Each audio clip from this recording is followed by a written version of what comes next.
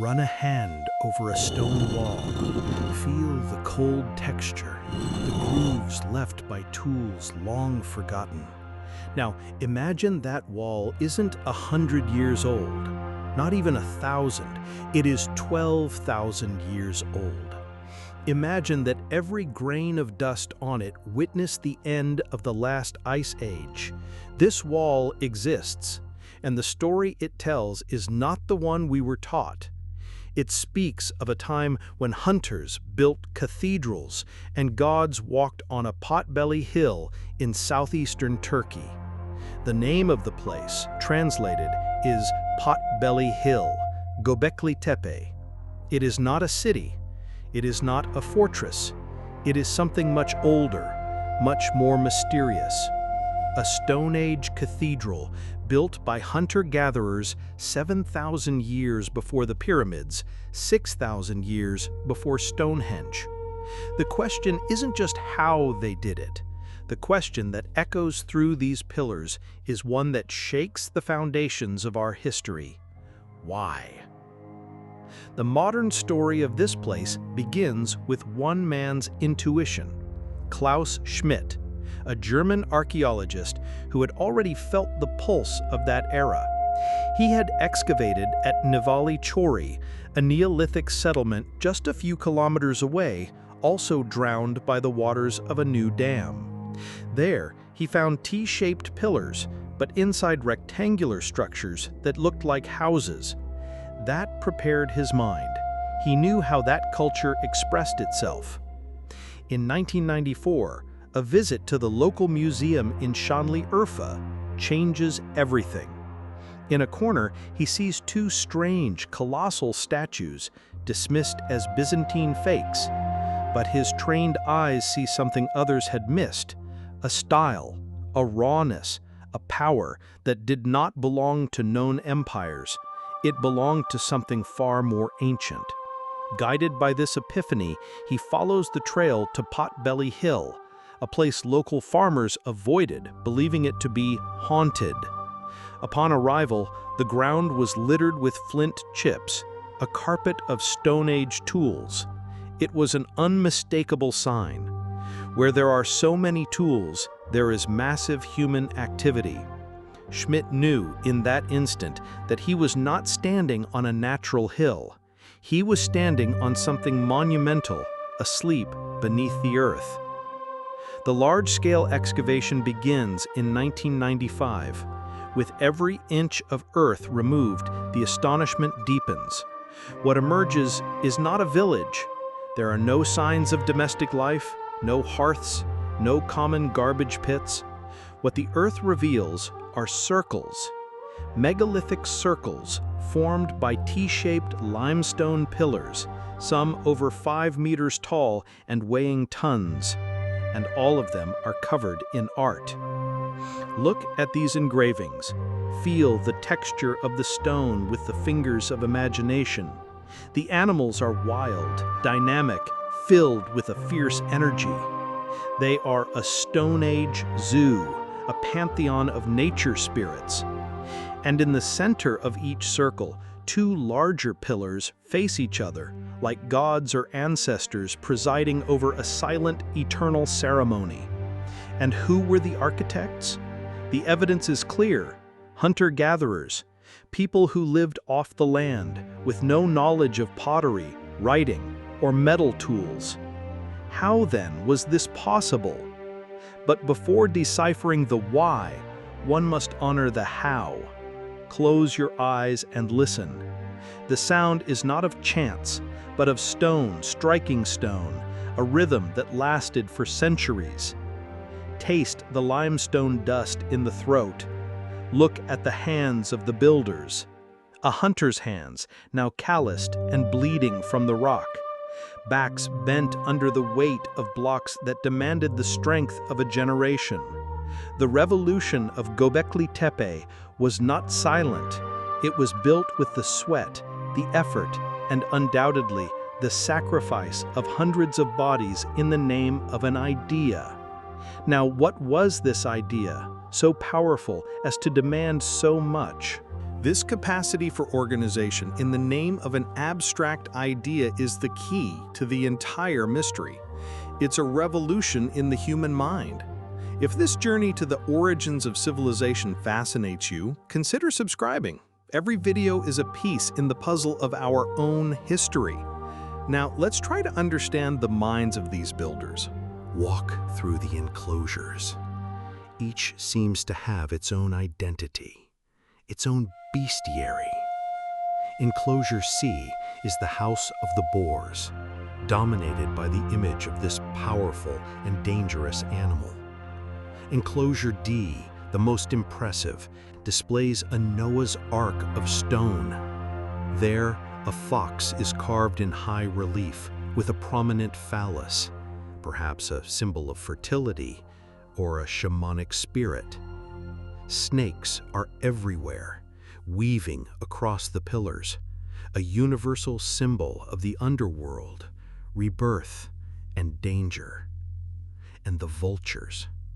On one pillar, a vulture holds a sphere. Some say it's the sun, others a severed human head. The most accepted theory is that these people practiced sky burial, leaving their dead exposed on towers of silence for vultures to carry away the flesh, thus freeing the spirit. The skulls would then be saved, venerated, perhaps used in rituals within these very circles. And amidst this stone fauna, there is a glimpse of the creators themselves. Not far from here, a 1.8-meter statue was found, the Urfa Man. At 11,700 years old, it is the oldest life-sized human sculpture ever discovered. Black obsidian eyes stare into the void. The hands cover the genitals. It has no mouth. A silent guardian, an ancestor, a god? It gives us a face for this lost culture, but no answers. Back on the pillars, they themselves are beings. With arms and hands carved into their sides, they are stylized representations of human or superhuman figures. They are faceless, perhaps to represent anonymous entities, primordial ancestors, or the gods themselves whose faces could not be depicted. Why all this? Klaus Schmidt proposed the theory that turned archaeology on its head. First came the temple, then the city. He envisioned Göbekli Tepe as the Vatican of the Stone Age, a pilgrimage center. The need to build and maintain this site and to feed the hundreds of workers and pilgrims is what drove the invention of agriculture. Faith would have been the engine of the greatest revolution in our history. But the story isn't so simple. Other sites, like those of the Natufian culture in the Levant, already showed hunter-gatherers living in permanent villages long before Göbekli Tepe. They already had a complex social life. This leads us to the Sapiens Paradox by Colin Renfrew. Why did humans, anatomically modern for over 100,000 years, take so long to create something like Göbekli Tepe? The answer may not be a sudden explosion, but a long gestation. Look back to the height of the Ice Age. In places like Dolny Vestinice and Kostenki in Europe, people were already building complex structures with mammoth bones and creating sophisticated art. The symbolic and constructional capacity already existed. What changed at the dawn of the Neolithic was the climate, the abundance of resources, and perhaps a new idea. The idea, according to philosopher Jacques Calvin, was the revolution of consciousness, the birth of the gods. Humanity stopped seeing itself as part of nature and began to see itself as something separate with the power to dominate it, to build representations of the cosmos and to interact with it through ritual. The collective effervescence of these rituals, the joy and trance of the feasts, forged a sense of identity and unity never seen before, allowing for large-scale cooperation. And then, around 8200 BC, after nearly 3,000 years of activity, something extraordinary happens. It wasn't an abandonment, it was a funeral. Its creators, or their descendants, covered the circles with tons of earth, stones, and animal bones, preserving them perfectly for us. The act of burial was an effort as monumental as that of building. Why bury your most sacred place? It is the final mystery. Perhaps the religion changed. Perhaps the gods who inhabited those pillars lost their power. Perhaps agriculture, which the temple itself helped create, made sedentary life and the old nomadic beliefs obsolete. Or maybe it was the final act of respect, a ritual burial for a world that was dying, to make way for a new one. Göbekli Tepe did not give us all the answers. It destroyed the answers we thought we had and gifted us with much better questions. It shows that the human mind, the need to make sense of the universe, to gather in community, and to touch the divine, is a driving force as powerful as the need to fill one's stomach. The echoes of this place may have survived for millennia, whispered in myths and legends. Could the sacred mountain of the Sumerians, called Duku, from which agriculture and kingship were delivered to humanity, be a distorted memory of this potty-belly hill? The hill kept its secret for 12,000 years. Now, revealed, the challenge is ours. The final question Göbekli Tepe leaves us with is not about our past, but about our present.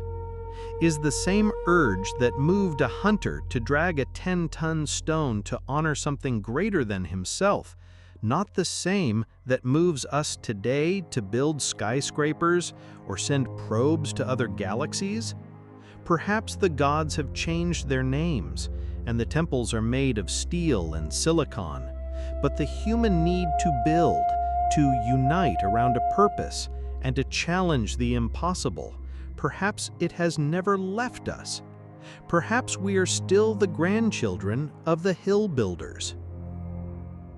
What do you believe really happened at Göbekli Tepe? A temple, a communal house, or something else entirely?